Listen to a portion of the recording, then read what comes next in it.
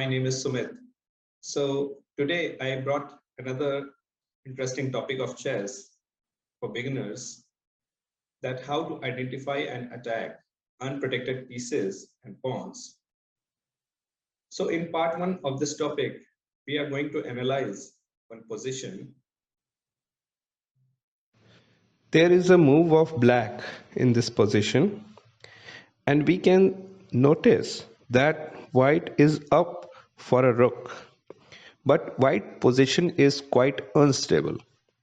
The reason why, if we start using counting, we may see that white rook on d4 is vulnerable because of white king on e1. So if black put pressure on white rook, which is on d4 square, by playing queen e5, white would be unable to hang on to that rook.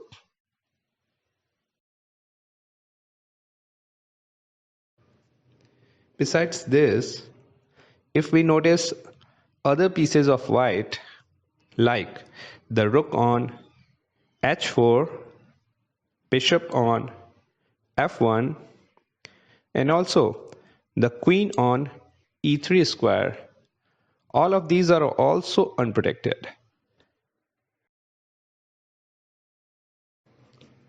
But being the most powerful piece, the queen may protect herself in this position.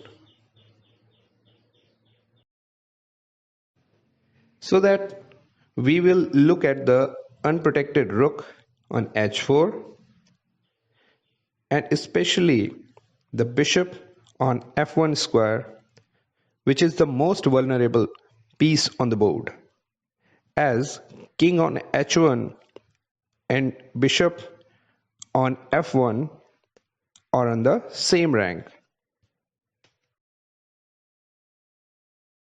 So now, if we continue to think about the move queen e5, what will happen?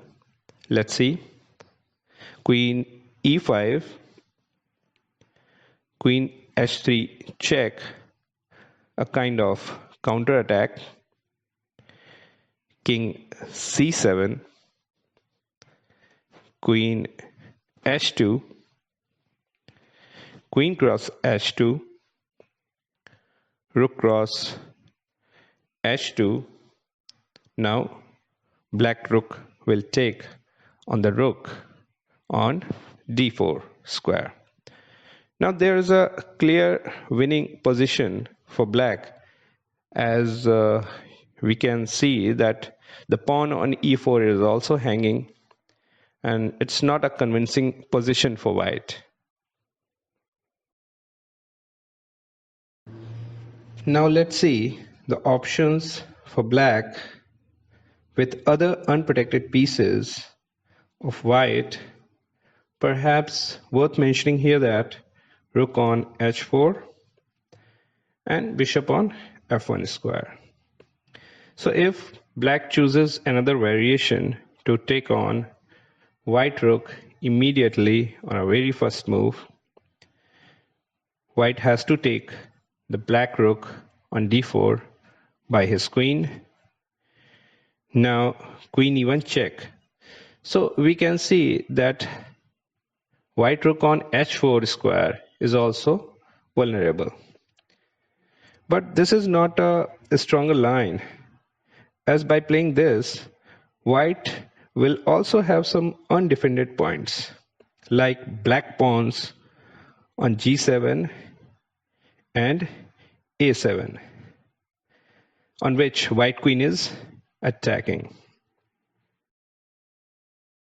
Of course, white will consider to take on the pawn on g7 with queen, as unprotected bishop on h7 comes into the picture. Here, black can play the move in this position, queen f2 check. So white king will move on c3, Now queen e1 check.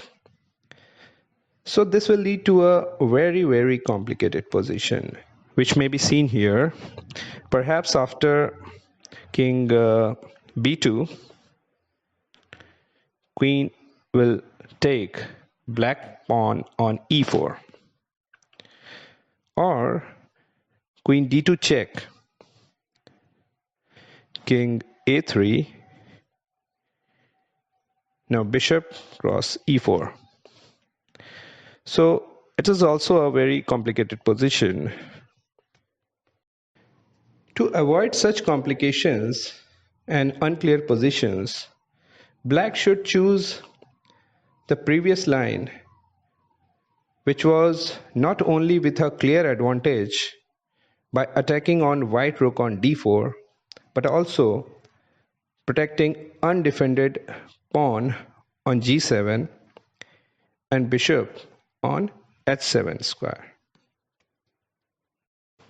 So we have seen here how black has identified the unprotected pieces and pawns of white, like the rook on d4, the rook on h4, the bishop on f1, and the pawn on e4. Black has also identified its own unprotected pieces and pawns, like the pawn on g7 and the bishop on h7.